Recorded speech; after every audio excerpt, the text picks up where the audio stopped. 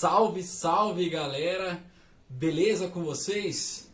Agora num novo visual, né? Contra o coronavírus aí, por falha do cabeleireiro meu irmão, né? Estou agora mais jovem, né? E venho aqui hoje, pessoal, para conversar um pouquinho com vocês, né? Sobre uma aulinha do Segundo Reinado, para a gente discutir o trabalho, tá? Vocês estão vendo aqui na tela, na imagem, aqui ao lado, pessoal, que eu coloquei uma tabelinha para a gente verificar mais ou menos quanto nós tínhamos no Brasil de população livre, quanto nós tínhamos de população escrava, né? E quanto que isso representava em porcentagem de escravos sobre o total da população.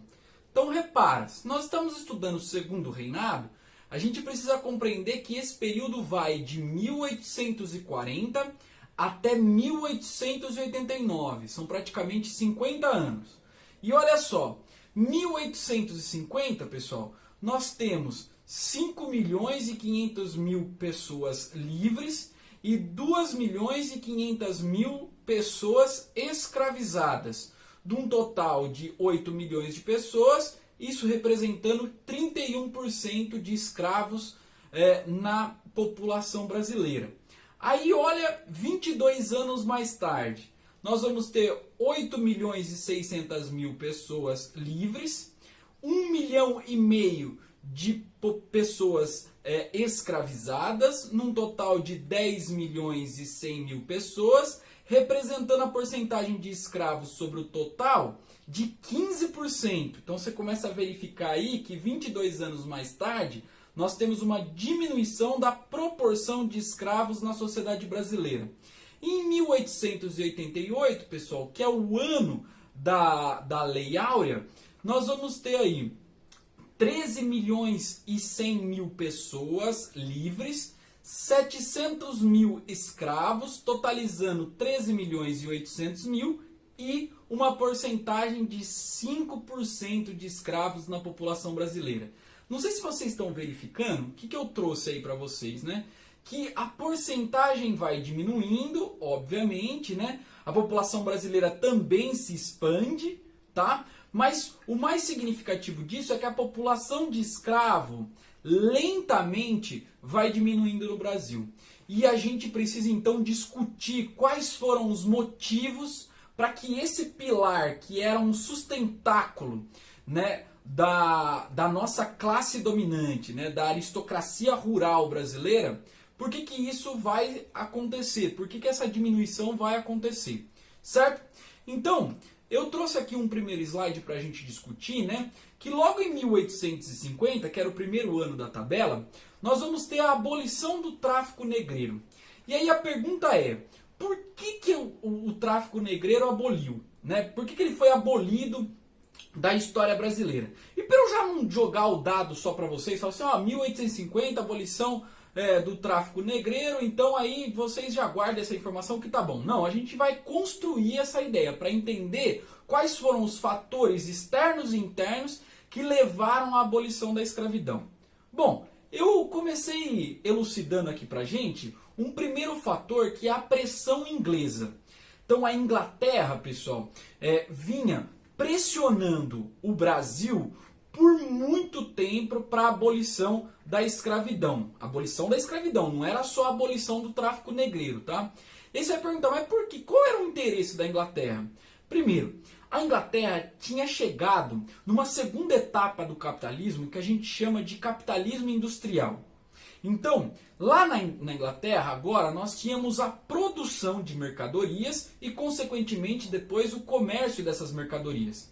E a gente sabe que esse comércio, ele é envolvido por uma demanda, né? E essa demanda só é aumentada se nós temos um mercado consumidor. E para ser um mercado consumidor, para você ser um agente do mercado consumidor, você precisa ter riqueza, né? Você precisa ter um dinheiro, por exemplo, e consequentemente era o trabalhador assalariado que possivelmente ia comprar esses bens produzidos pela Inglaterra. Por que não o escravo? Porque o escravo ele não fica com nada daquilo que ele produz. Então ele não fica com nenhuma riqueza. Então, consequentemente, ele não é visto como sendo um consumidor.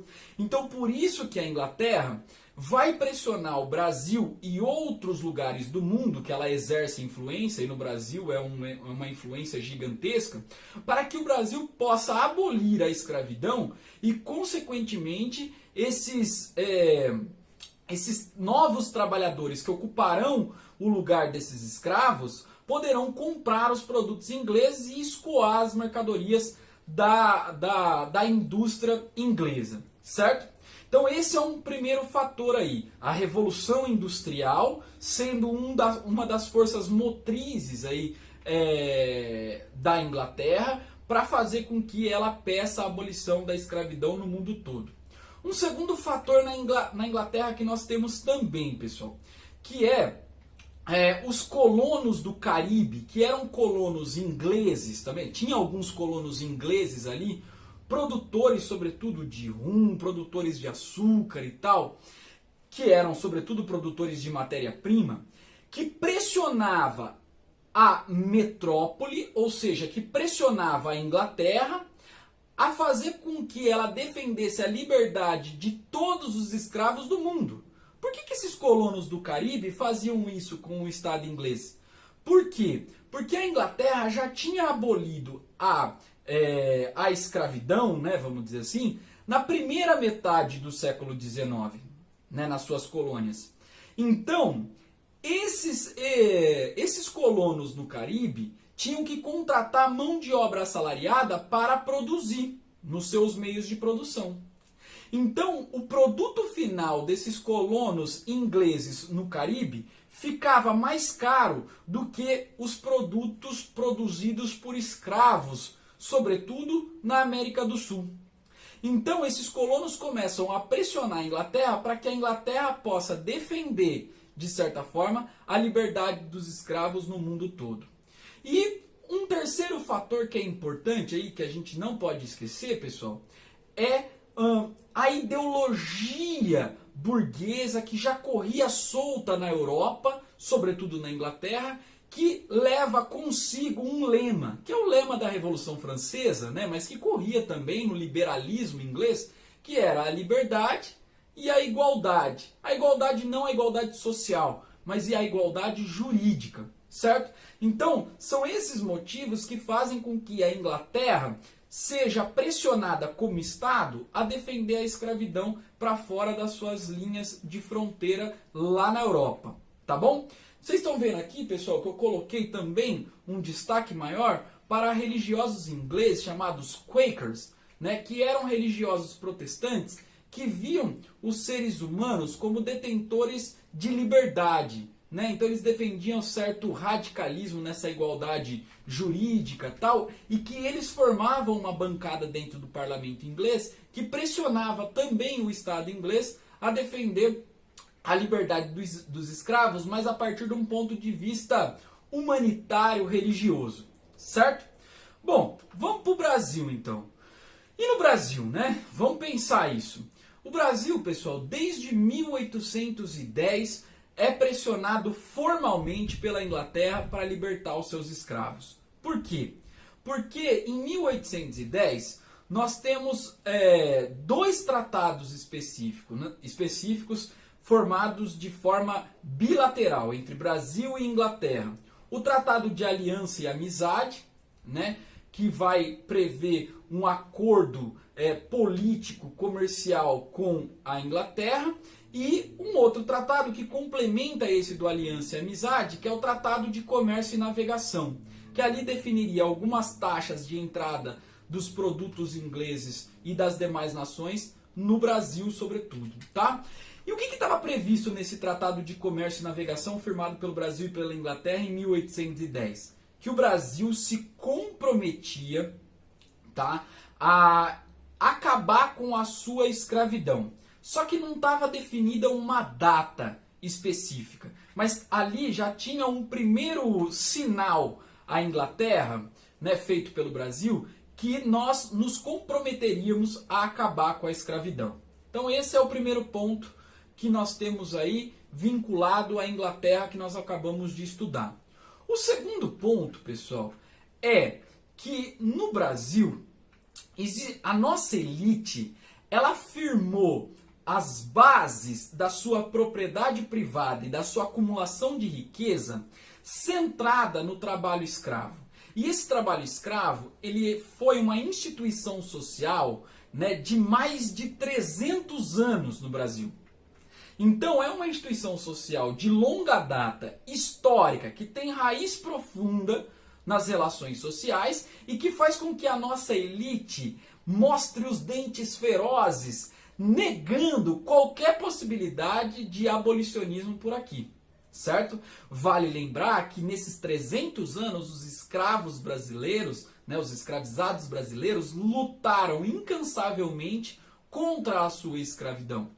Só que a nossa elite, ela mantinha relações de poder e instrumentos para evitar essas revoltas muito eficientes, certo? Então essa elite que está dentro do Estado brasileiro, né, no segundo reinado inclusive, resiste muito à abolição da escravidão, tá? Em 1845, pessoal, os ingleses aprovam uma lei chamada Bill Aberdeen, né, que nada mais é do que a autorização ao aprisionamento e investigação de navios negreiros brasileiros, né, que é isso que importa pra gente, no Oceano Atlântico. Essa lei, ela foi uma criação como se fosse uma resposta à Lei Alves Branco, que vocês vão estudar na aulinha de Economia do Segundo Reinado. Essa Lei Alves Branco, sobretudo, né, pressupunha um aumento de tarifa alfandegária, tarifa de entrada de produtos estrangeiros no Brasil, e que prejudicava os produtos ingleses que iam ter um aumento de preços. Então a Inglaterra, sabendo que o Brasil havia criado uma taxação para aumentar e elevar os seus impostos sobre os seus produtos, não só sobre os produtos ingleses, mas sobretudo sobre os seus produtos, vai tentar descontar isso, criando essa lei em 1845, um ano mais tarde da Lei Alves Branco, né, para tentar conturbar o tráfico negreiro e conturbar as relações dos traficantes brasileiros, que ganhavam muitos recursos com isso. E aí então, pessoal, em 1850, nós temos a Lei Eusébio de Queiroz, que é a lei do fim do tráfico negreiro. Então veja que precisou, né, de uma força externa, uma potência externa como a Inglaterra, também contribuir para aquilo que já estava acontecendo no Brasil, sobretudo a resistência africana, né, mas precisou desse fator externo para também contribuir para que a abolição da escravidão fosse efetivada de fato. Tá? E aí então essa lei em 1850 proíbe a entrada de escravos aqui, o tráfico de maneira oficial é extinto, mas ele acontece ainda contra a lei, só que você já começa a perceber que se ele acontece contra a lei, há então uma elevação dos preços, né? Porque menos escravos vão entrar aqui.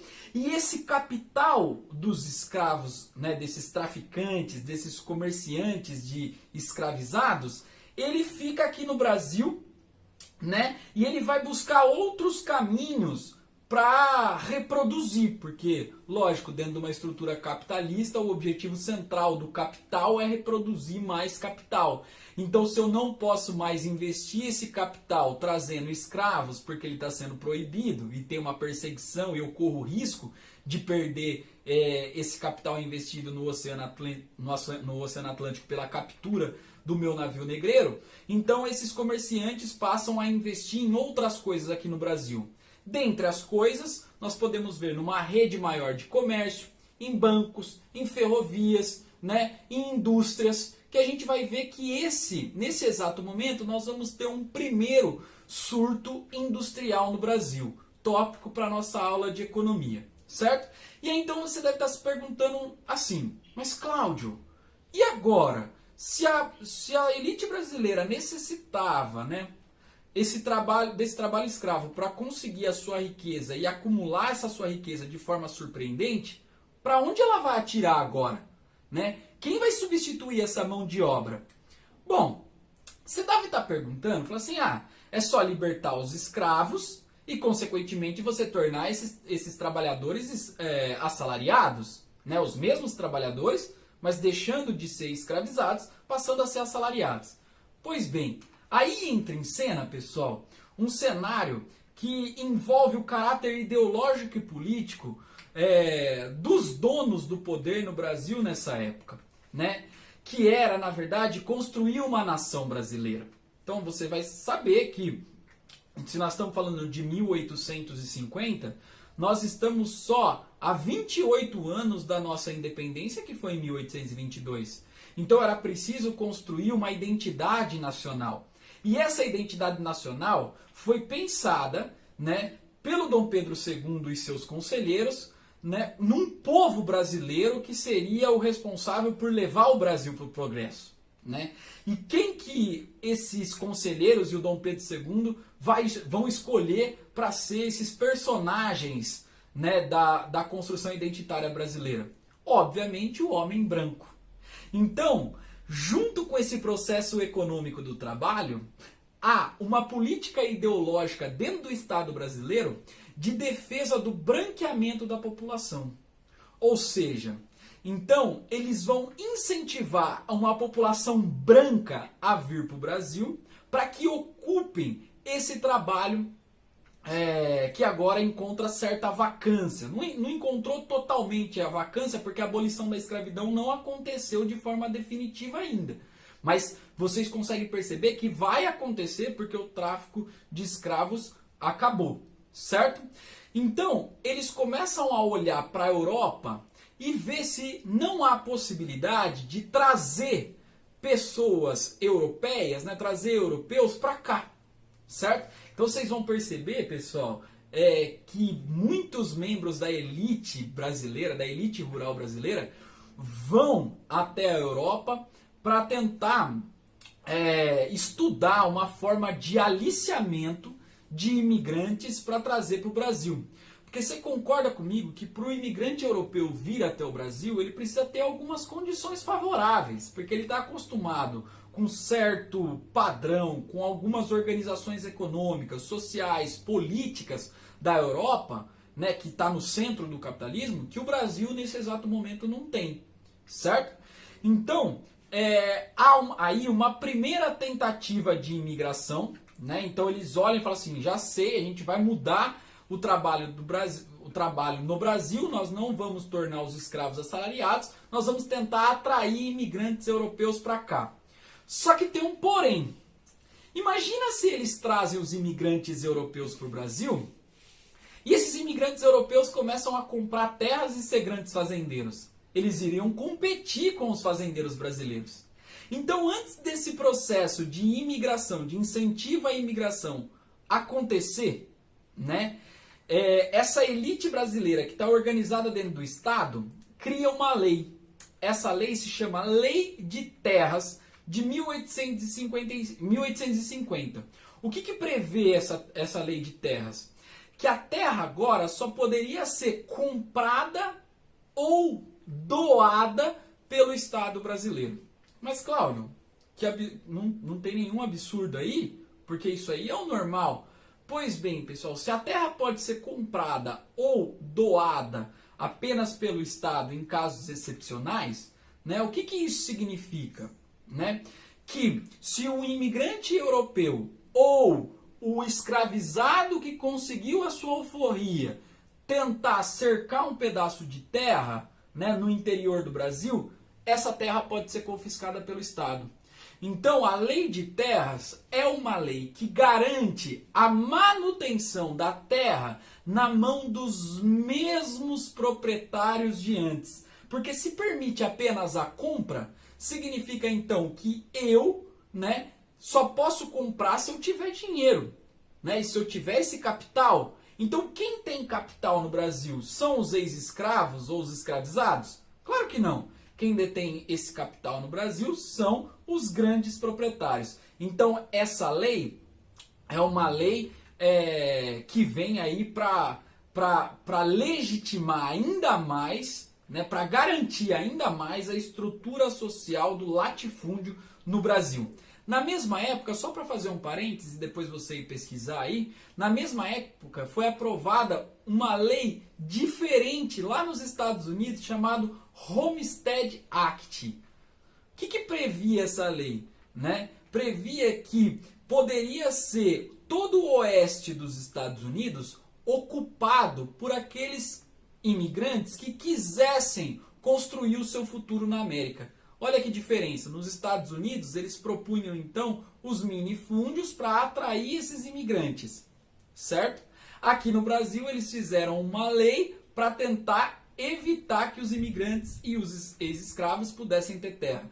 Vale lembrar que essa expansão para o oeste norte-americana, vocês veem na aula de Estados Unidos e consequentemente trouxe muitas consequências para a comunidade autóctone dos Estados Unidos, que são as comunidades indígenas. Beleza?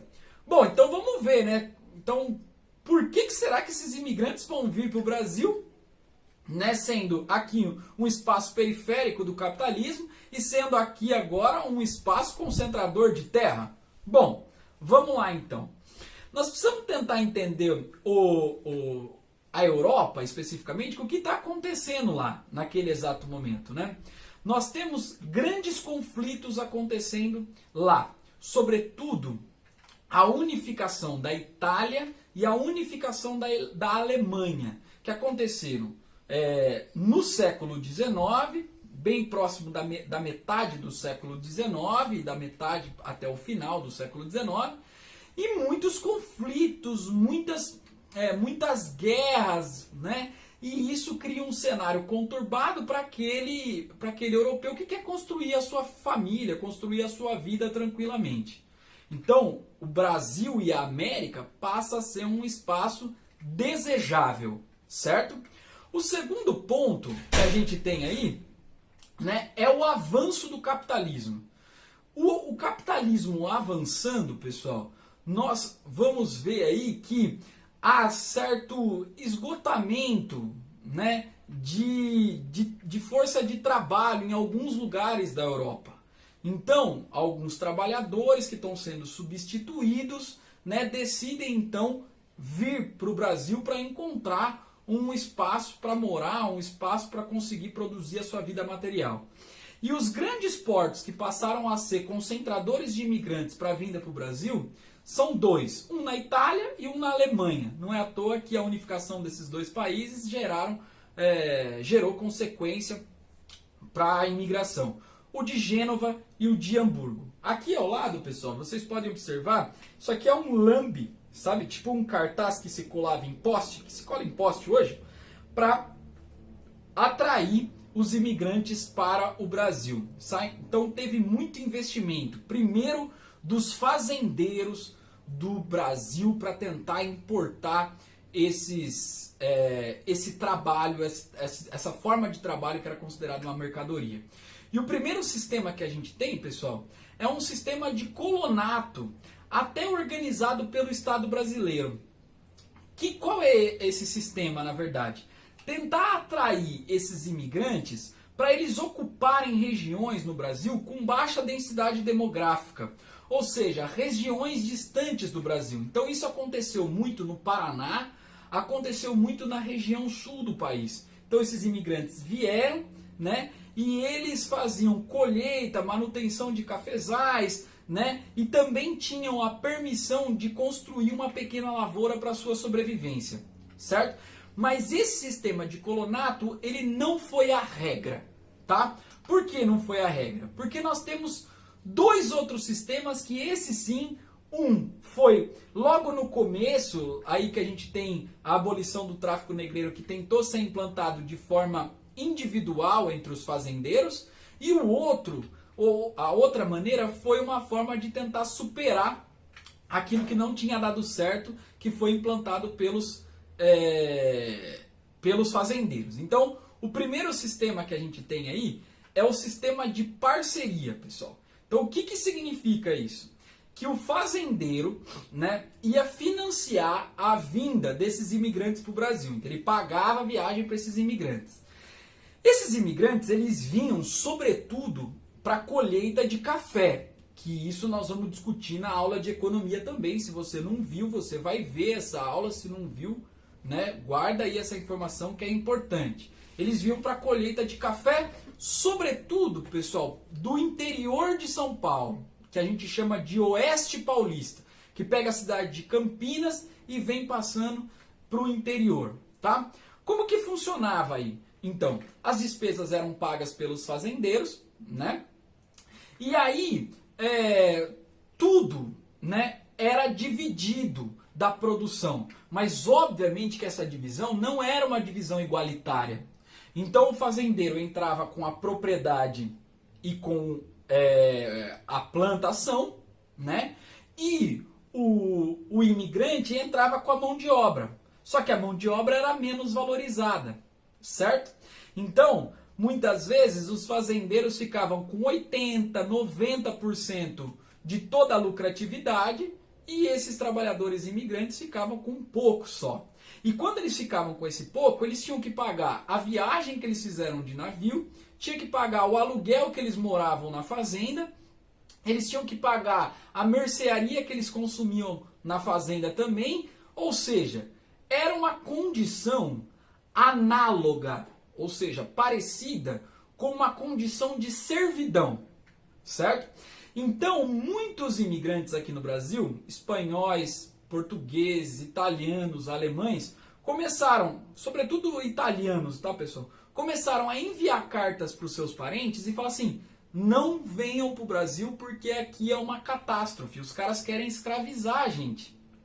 E isso começou a ter consequências. Então veja, 1850, 1860, 1870, nós não temos muitas entradas de imigrantes aqui por conta desse sistema de parceria que foi criado pelos fazendeiros, que mais espantava imigrante do que atraía o imigrante para trabalhar aqui, certo?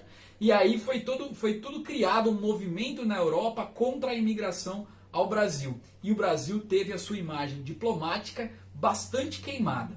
Então é aí que o governo primeiro de São Paulo entra em cena, pessoal. Por quê? Porque ele vai estruturar essa imigração para vir para o Brasil de uma forma com que seja atraente para os imigrantes virem até aqui.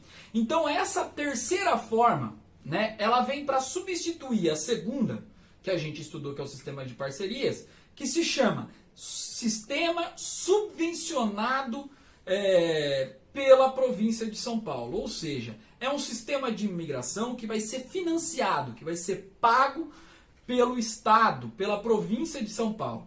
Então, como que funciona? Os paulistas, então, né, o Estado paulista pagava para os imigrantes virem para cá, né? Então a viagem do navio estava completamente paga, beleza? Só que eles tinham que firmar, esses imigrantes, um contrato de fixação numa fazenda de pelo menos 2 anos, podendo chegar até 5 anos, certo? Então isso garantia que o imigrante poderia ficar numa fazenda durante um período de tempo específico, tá? E o salário não ia ser só variável como era no sistema de parceria. O salário ia ser uma parte fixo, então ele ia receber mensalmente uma quantidade para suprir as suas necessidades básicas, e uma outra parte seria variável, certo? E como seria essa parte variável, né? De acordo com a colheita. Tudo bem? Então, esse sistema, ele substituiu o sistema de parcerias que tinha provocado grandes rebeliões de imigrantes no Brasil, né? Teve uma que aconteceu na fazenda Ibicaba de Limeira, que foi uma revolta bastante grande, tá? Então é interessante a gente analisar isso, certo? Bom, voltando aqui então para a nossa discussão. Para onde que vai esses imigrantes que chegam no Brasil? Então eles saem lá do Porto de Santos, né, sobem toda as montanhas ali, a Serra de Santos e tal, a Serra do Mar, chegando em São Paulo, eles fazem as suas inscrições e tal, e eles são direcionados para as fazendas que estão inscritas nesse projeto, né? Nós temos grandes hospedarias lá em São Paulo, como por exemplo a hospedaria do Brás, que chegava a abrigar cerca de 3.000 pessoas dormindo lá, né? Então, São Paulo passa a ser esse ponto de distribuição desse mercado de mão de obra imigrante, tá? E aí, o que nós vamos ter aí, né? São Paulo, muitos desses imigrantes não vão para as fazendas, muitos ficam lá. Então, nós vamos ter ali imigrantes que têm uma mão de obra especializada, porque eles estão saindo de lugares que são considerados até então centro do capitalismo. Então, nós temos uma mão de obra que é especializada e ela vai servir essencialmente no longo do tempo, tá, pessoal? Tudo que eu estou dizendo aqui da imigração, ela vai acontecer até 1920, 1930. Então, essa mão de obra que fica em São Paulo vai servir de base para a indústria que vai ser formada em São Paulo. Agora você começa a pensar, então beleza, foi por isso também que São Paulo se tornou um eixo industrial. Foi por isso também, porque aqui nós temos uma mão de obra especializada, tá? E também, pessoal, essa mão de obra, né, que foi trazida a rodo para o Brasil, torna o nosso estado um lugar que tem muito mercado consumidor interno. Então, torna o estado de São Paulo, a província de São Paulo até então, um lugar que tem muita troca de riqueza, um dinamismo econômico que outras províncias não se têm até então. Beleza? Mas vale lembrar que esses imigrantes, sobretudo, eles estão no oeste paulista, que é Campinas, Ribeirão Preto, Franca, Limeira, Araras, São Carlos, podendo chegar até próximo a São José do Rio Preto. Beleza, pessoal?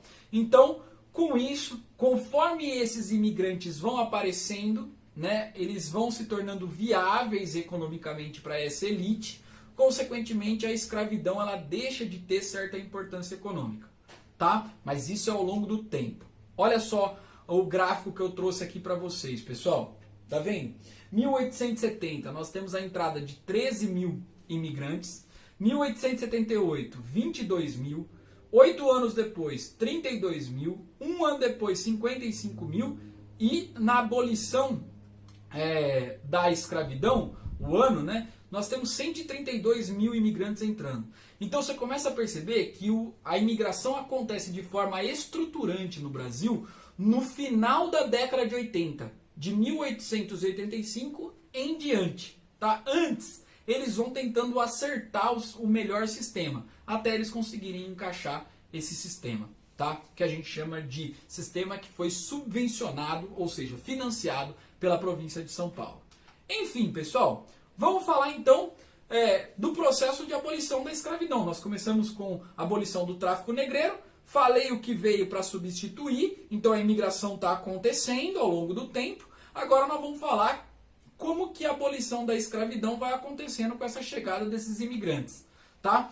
Primeira coisa, a gente precisa lembrar da nossa aulinha lá de Brasil Colônia, pessoal, que enquanto houve escravidão no Brasil, houve resistência negra, tá? E a resistência negra é toda a característica que tenta trazer humanização para o indivíduo. Então a gente pode falar em aspectos religiosos, podemos falar em culinária, podemos falar em danças, podemos falar em musicalidades, podemos falar em quilombos, podemos falar em revoltas, como a revolta do Malês, que foi uma revolta regencial, tá? E nós podemos falar de aspectos que estão envolvidos na religiosidade, entre o sincretismo religioso da cultura de matrizes africanas, das religiões de matrizes africanas, com o catolicismo, né? Cuja obrigatoriedade era praticamente 100% para que os escravos se tornassem católicos aqui também. Então há esse sincretismo religioso nas religiões de matrizes africanas, por conta que eles tinham que cultuar, meio que disfarçando, para não gerar ainda mais punição. Então a revolta do Malês é um exemplo, e um dos quilombos que sustentou por muito tempo essa resistência, né, pessoal, sobretudo no século XVII, 1600 e tanto, foi o quilombo dos Palmares. Tá? Então, nós temos aí todas as formas de resistências possíveis que já foram trabalhadas na aula de Brasil Colônia. Outra coisa, pessoal, conforme a abolição do tráfico negreiro, há um aumento da exploração nos escravos que estão aqui. Então os escravizados eles estão aqui, certo? Eles continuam escravizados, não é porque acabou o tráfico que eles foram alforriados, não, eles continuam escravizados. E aí esse fazendeiro que não tem mais, né, a garantia de chegada desses escravos da África, né, o que esse fazendeiro faz? Explora ainda mais a mão de obra africana nas suas fazendas. Então, se você pressiona mais um trabalho que já era sacrificante, você vai ter reação dessas pessoas que estão sendo exploradas. Então, o que nós começamos a perceber? Né? Que os movimentos abolicionistas, as fugas, começam a aparecer mais por conta desse aumento da exploração. Beleza? No início, né, até a metade do século XIX, nós temos um número pequeno de imigrantes, mas eles vão aparecendo conforme o tempo vai passando, tá? E acontece muito compra e venda de escravizados entre regiões. Então, muitos escravizados de Minas Gerais e do Nordeste vêm para cá para tentar superar essa ausência do tráfico negreiro. Alguns historiadores estão lembrando sempre a gente que essa vinda não foi tão maciça assim que pudesse substituir o tráfico. E a gente percebe que não é mesmo, tá, gente? Por quê? Porque a abolição está acontecendo, a pressão desses trabalhadores está acontecendo cada vez mais, tá? Então o resultado, clima de instabilidade e revolta no Brasil, né? A gente tem que lembrar também, né, pessoal, que o Estado brasileiro acabou comprando muitos escravizados para participar da guerra, da guerra do Paraguai. Consequentemente, muitos fazendeiros ficaram desabastecidos. A Guerra do Paraguai acontece na década de 60. Então, muitos fazendeiros ficam desabastecidos, né? Então, nós temos uma escassez na lavoura e pós-guerra do Paraguai, né, década de 70, década de 80, nós temos aí uma discussão nacional sobre a abolição da escravidão, envolvendo o exército, envolvendo intelectuais, envolvendo elite brasileira, envolvendo Dom Pedro II, tá? E envolvendo, consequentemente, óbvio, os mais interessados, que eram os escravizados. E aí se destaca, pessoal, esse carinha aqui, né, chamado Luiz Gama, que tem uma história muito interessante, né? Luiz Gama nasceu de uma escrava, de uma escravizada. O pai dele não era escravizado, era um pai branco, né? Só que ele foi escravizado durante de 10 a 17 anos de idade, né? Durante 7 anos aí. E ele consegue a sua alforria, né? E passa então a ser um cara que buscava muito conhecimento. Então ele passa a ser um autodidata, né? E ele se envolve de uma tal maneira contra o trabalho escravo que ele vira um grande intelectual, um escritor, mas sobretudo um advogado, pessoal. Tá? Nessa época, que defendia a abolição da escravidão e tentava encontrar maneiras de alforriar o povo escravo. Então o Luiz Gama foi uma grande liderança, é um autodidata brasileiro que teve a sua vida saindo da condição de escravizado para o intelectual, né? E que tem uma participação política efetiva durante a emancipação dos escravos aqui no Brasil. Tá? Vamos seguir então. 1850, Eusébio de Queiroz. Viu o processo que o Eusébio de Queiroz produziu? Né? Então nós estamos esquentando esse caldeirão social brasileiro. 1871, pessoal, devido a esse caldeirão social, devido também à pressão da Inglaterra e devido à tentativa da elite brasileira substituir a mão de obra, nós temos aí uma pressão no Estado para que o Estado crie mais uma lei abolicionista. E essa lei se chama Lei do Ventre Livre, foi assinada 21 anos depois do tráfico negreiro, né, que também pode ser falada aí como Lei Saraiva-Cotegipe. Tá? Qual que era o grande lance dessa lei aí, né, pessoal? Garantia que o nascimento, né, de uma pessoa que tivesse a sua mãe sendo escravizada, ela estaria livre. Mas só que aí implica um porém, né? Qual é o porém específico? Quem consegue viver sozinho logo depois do nascimento, né? Então, aí tinha dois destinos para essa criança que o Senhor podia decidir, tá? Quais eram os destinos para essa criança?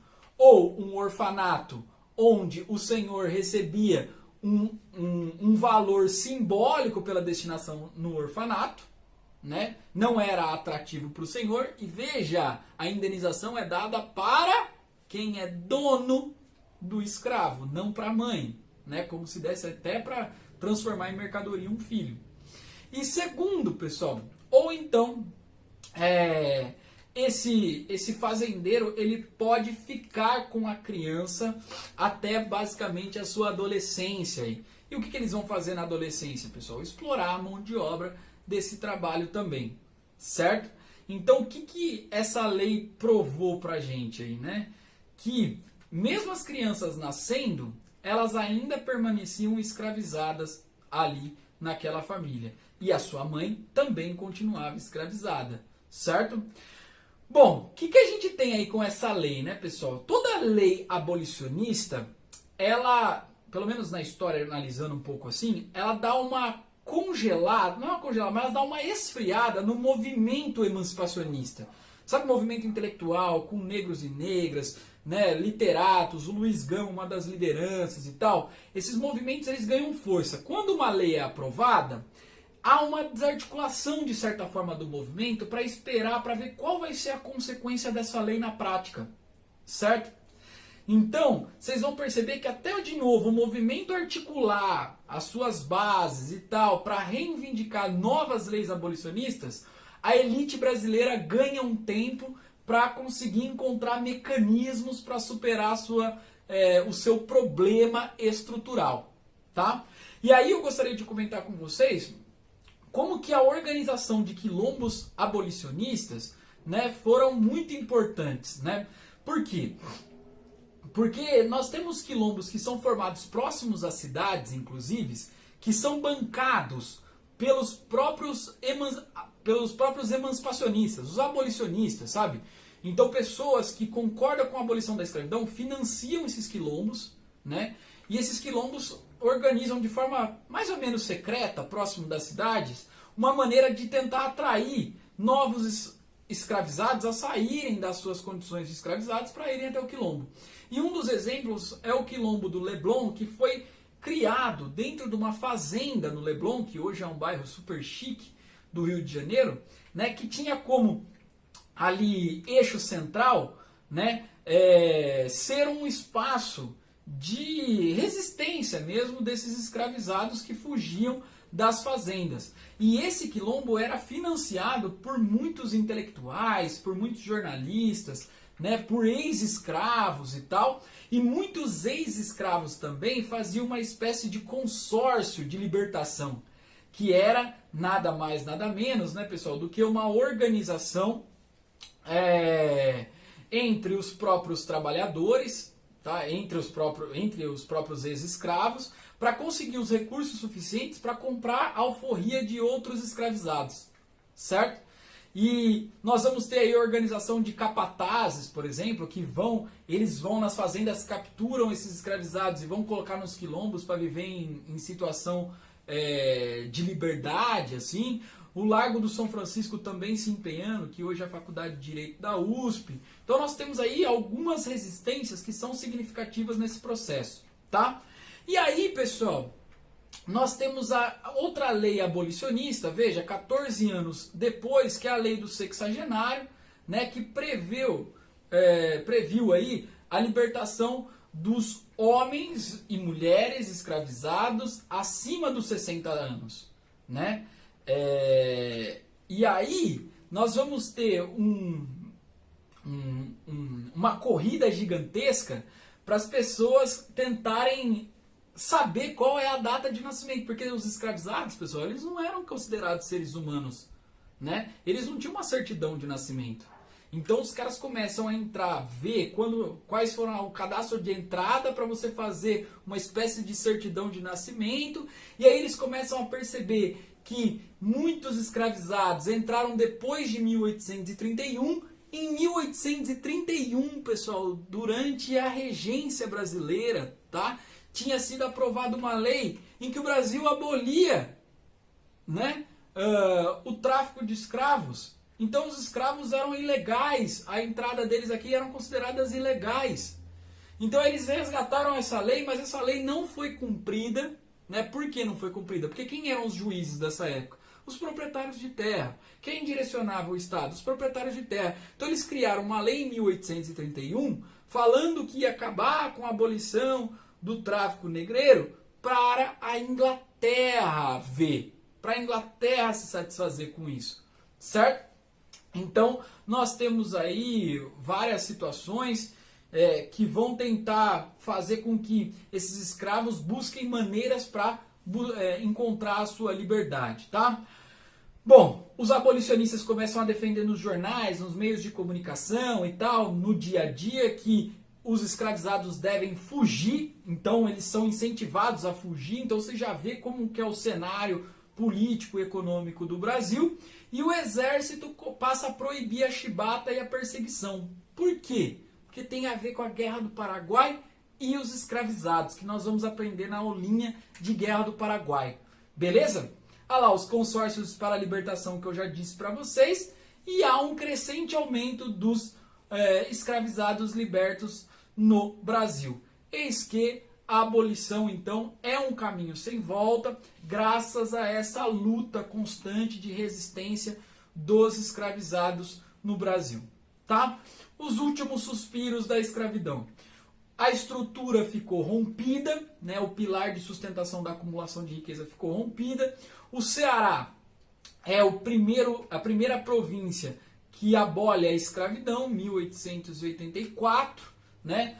Alguns livros de redenção, né, que são livros que permitem a abolição da escravidão. Redenção seria essa libertação, né? Tem até uma foto aqui que mostra uma redenção, tá? Que mostra essa liberdade dos escravos e tal.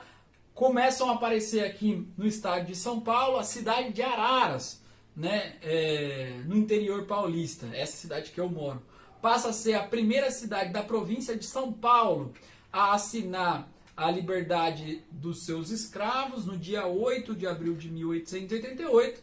E aí então, no dia 13 de maio de 1888, a princesa Isabel assina, não por conta de uma ação exclusiva dela, mas por conta de toda essa situação política, econômica, de resistência cultural, é levada então a assinar a Lei Áurea, certo? E aí então nós temos o fim da escravidão de forma oficial. Mas lembrando, pessoal, a condição análoga à escravidão permanece no Brasil até hoje, certo? E aí, com o fim da escravidão, o que nós temos, né? Nós temos vários preconceitos raciais, né? Ainda essa condição do trabalho por 300 anos destinado ao trabalho marginal, ao trabalho braçal, ao trabalho menos valorizado, ainda reflete nas estruturas sociais brasileiras, né? Sobretudo se a gente avaliar as condições socioeconômicas da população brasileira. E nós temos também uma distribuição de terra que não privilegia quem sempre trabalhou nessa terra, que tinha sido os escravizados, né? E uma situação ainda mais precária, que é para a situação da mulher negra na sociedade brasileira, com relação a oportunidades, com relação à formação, com relação ao espaço geográfico da onde se mora, com relação à participação política, né, com relação ao preconceito cultural, racial, religioso que acontece. Beleza, meus queridos? Então, dessa forma, a gente tem aí a nossa aulinha sobre trabalho, e eu tentei mostrar para vocês como que essa mão de obra escrava foi substituída ao longo do processo, ao longo da segunda metade do século XIX. E agora sim, pessoal, nós vamos ter um deslanche da chegada dos imigrantes aqui no Brasil. Beleza? Um forte abraço para vocês, um beijo Espero que tenham gostado dessa aula. Valeu!